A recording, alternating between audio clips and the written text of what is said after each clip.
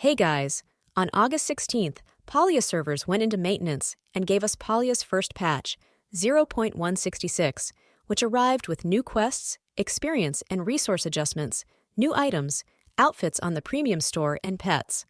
Following this patch, Singularity 6, the developers of Palia, also announced that they intend to keep pushing out updates for Palia every 2 weeks.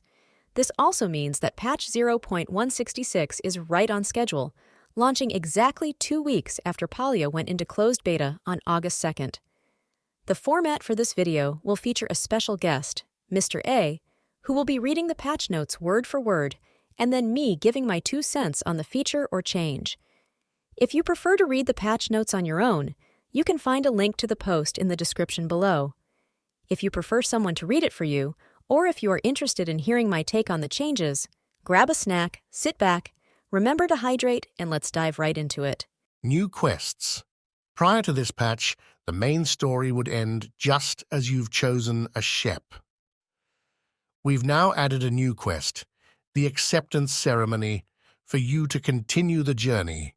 Please enjoy this special area and cutscene we've prepared, as you are fully welcomed as a resident to Kilima Village. To unlock the acceptance ceremony quest, you will first need to complete the Finding Your Shep quest, which requires you to reach level 4 relationship with a chosen villager. It's important to remember that not all villagers can be sheps. A shep is basically a member of the existing Kilima Village community who will serve as your mentor and a sort of sponsor going forward. And although romanceable villagers can be sheps, you do not need to choose your shep based on who you want to romance, as even non-romanceable villagers can be sheps. Personally, I am torn between choosing Ashura or Badru, and I have about 3.5 levels with both of them, so I am getting there, but I'm not quite there yet. I have expressed my dissatisfaction with the Finding Your Shep quest being a major time gate, and knowing now that it was the last quest available, it kind of makes sense, but it doesn't make me feel any better about it. If you have invested heavily into building relationships with villagers, then the 2-week gap fits. However, having a single quest in your quest log for 2 weeks straight just doesn't feel right to me. I hope that this is a beta thing, and that we will get a lot more quests with these planned 2-week updates, so that by the time the game launches, there will be plenty of quests available, and the devs can revisit and smooth out the quest pacing. Introducing found item quests. While exploring Palia, you may stumble upon items that trigger the start of a quest. They all have various start requirements, so see if you can find them all. This is great news. It took me a minute to figure out what to do with all the pebbles I found, and I hope that there is a quest for these in the future. After playing for a handful of hours today, I have yet to encounter these quests, but based on what it says here, I am excited. The rate that experience is earned for various skills has been adjusted. We've increased the experience gained from fishing and mining across the board. Foraging EXP has been adjusted. You'll get less from picking up gatherables, but we've doubled the EXP gained from chopping wood in return. I am happy that chopping wood will grant more experience over picking up gatherables, as chopping is more time-consuming, and I would love to see more variety in gained experience with fishing and mining in the future. For example, awarding more experience when catching a rare or higher quality fish, or accidentally finding silver or gold while mining. I understand if the devs are cautious about this due to it being RNG-based, but I do think it would be a nice and welcome surprise as you go adventuring. New items have been added to Zeki's Wonderous machine. There is now a rare chance to obtain exclusive decor items as a reward from the Lucky Ball. 4 items from the Valley Sunrise set have been added: Valley Sunrise Bed, Valley Sunrise Vase, Valley Sunrise Side Table, and Valley Sunrise Chandelier. As a reminder, the Lucky Coin is given as a daily promotion for buying anything from Zeki's General Store. Resets every 24 hours IRL time. I am very excited about this. The more housing decor items we get, the happier I will be. I have to admit, though, I have been slacking on Zeki's store each day as I have been saving up for housing and storage updates. But now I will have to make it a habit to visit the store and at least buy some worms for 10 gold every day. Today, I got extremely lucky and received apple seeds from the Lucky Ball, so there's a lot more value you can get from playing Zeki's Lottery, especially if you manage to get blueberry or apple seeds early.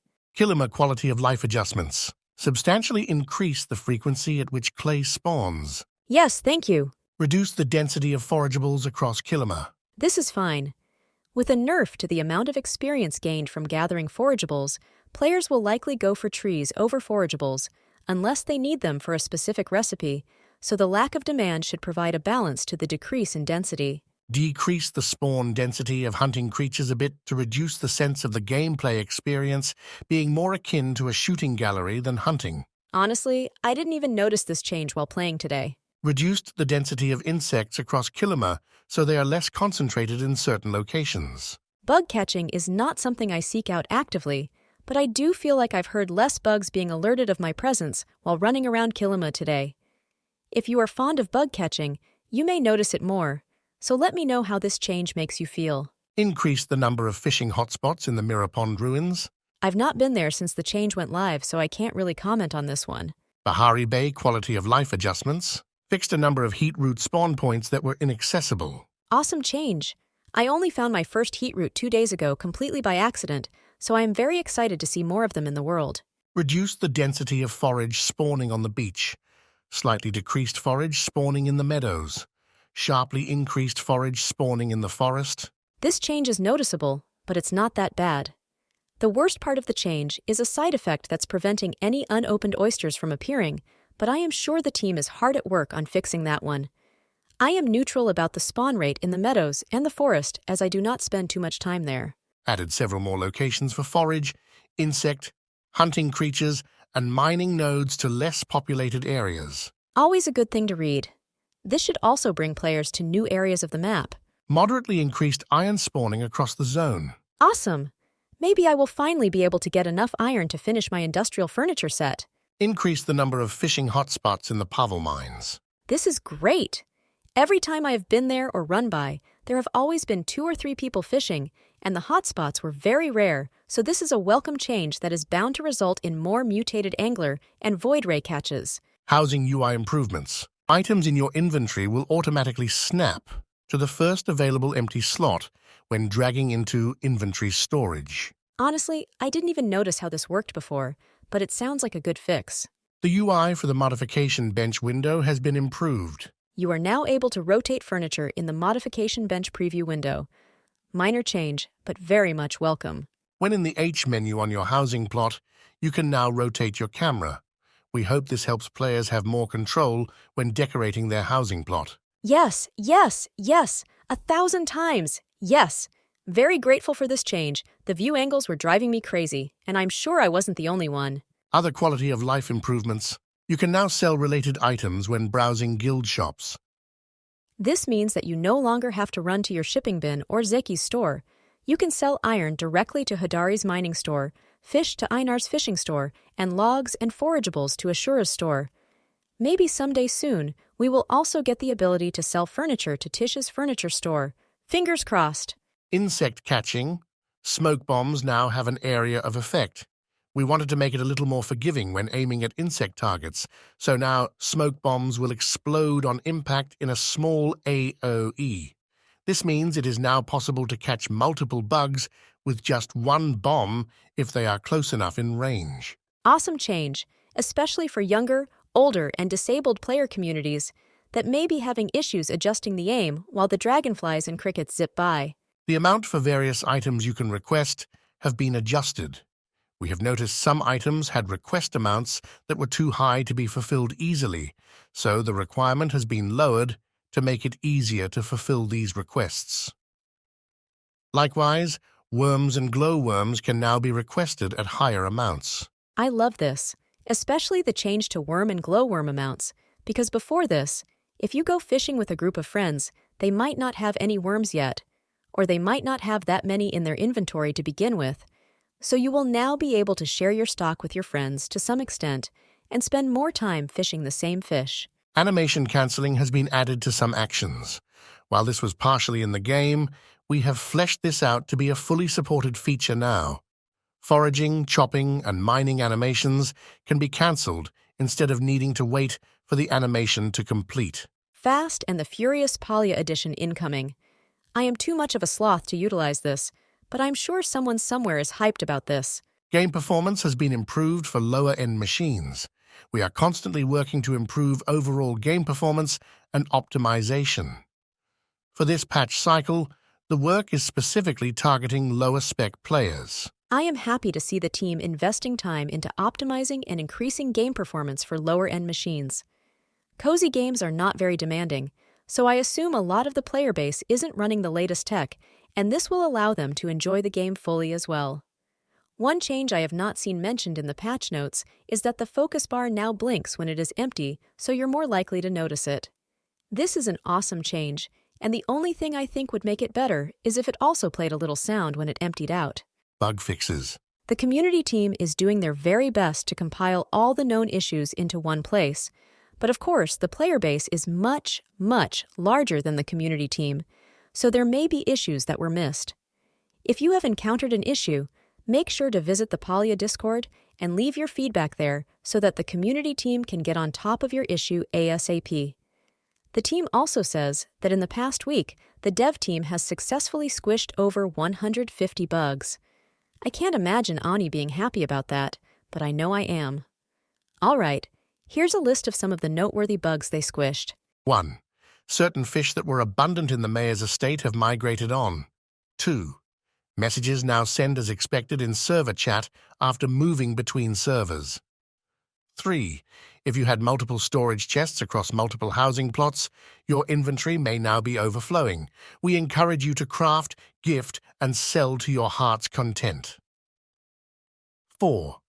Players no longer lose axe and pick durability if striking a tree or node too high a level for your tools. 5. You can now access your lockbox storage chest. 6. The casting VFX no longer appears red in the fishing pond south of Mirror Fields in Bahari Bay. Fish away. 7. There is no longer a floating tassel, or as many thought, a broom, on the front deck outside the general store.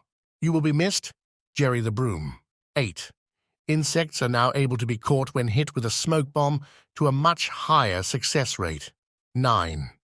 Fix the ability to expand storage beyond the intended limits through the use of multiple housing plots. The limit of 8 chests should extend across all plots. 10.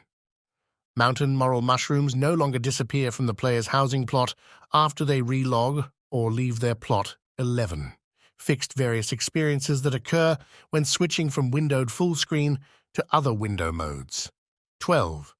The server sync button now works when players are on the same map, but on different servers. 13. Huntable creatures should no longer randomly disappear. 14.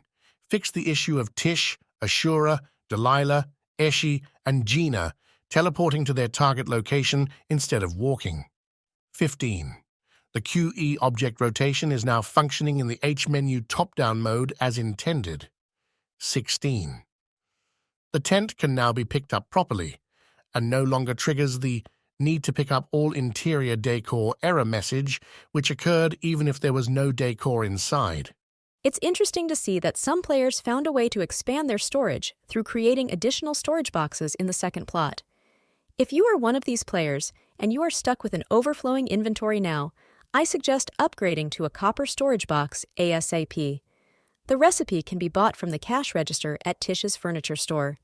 The 2 caveats are that the copper storage box recipe costs 25,000 gold, and that you will need to have one of your standard storage boxes in your bag at the time of crafting, which, I imagine, if your inventory is already overflowing, will be a tough task to accomplish.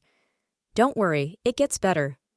The copper storage box maxes out at 825 slots per storage box, in contrast to the 400 slots per standard storage box, so you will have plenty of slots to fill up. Premium Store Update.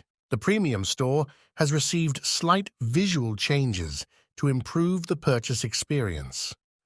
The language in the store has been tweaked to better distinguish individual outfit versus full bundle prices.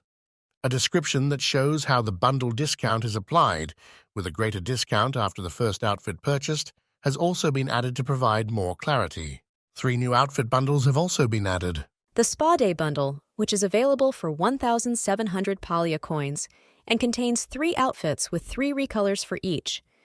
Each individual outfit within the Spa Day bundle is available for 850 Palia coins.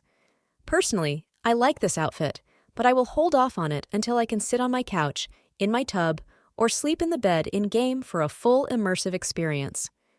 The Builder Outfit Bundle is available for 2,549 Palia coins and features 3 outfits with 3 recolors for each.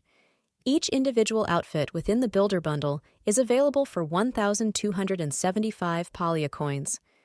2 of the outfits in this bundle are pretty standard builder styles with overalls and plain or plaid colors, and the third option is a bit more funky with flowers and vibrant color variations. And finally, there is the Ruffled Red and Goat Bundle, which is available for 1,700 Palia coins for the full bundle, or 850 Palia coins for the individual outfits. There are 3 outfits available. The Ruffled Red and Goat Bundle is currently temporarily unavailable after reports of visual issues, but it will be fixed and made available again with an upcoming hotfix.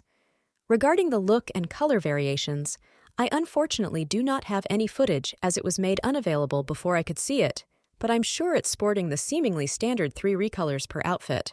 Pets are the latest cosmetic feature made available with the release of this patch, and as their first available companion, the team has chosen the Palcat.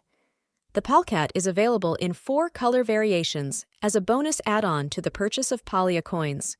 The addition of pets is something we wanted to have at the start of beta, but needed a bit more time to add. Please think of this as our thank you to the players who have supported us thus far. The Sandy Palcat is available as a one-time bonus for purchasing any amount of Palia coins, and the remaining 3 colors, Nocturnal, Island, and Snowy Palcat, can be acquired once you have purchased a total of 3,000 Palia coins, or in terms of real-world money, this would equate to $35-ish. The addition of pets is retroactive, so if you have purchased Palia coins before this patch, you will automatically receive the pets. The pets are visible within your character menu and are located right next to your glider. At this time, you can only have 1 pet accompanying you at a time, and the pets do not provide any special bonuses or actions. It would have been interesting to see the pets have the ability to automatically pick up ore or wood that you have just mined or chopped, or retrieve hunting loot bags, but presently, pets do not provide any special bonuses or perform any special actions. In fact, and you might want to take a deep breath here, because this is deeply upsetting, you cannot even pet the Palcat. How is your Palcat supposed to know it is the best Palcat if you can't even pet it?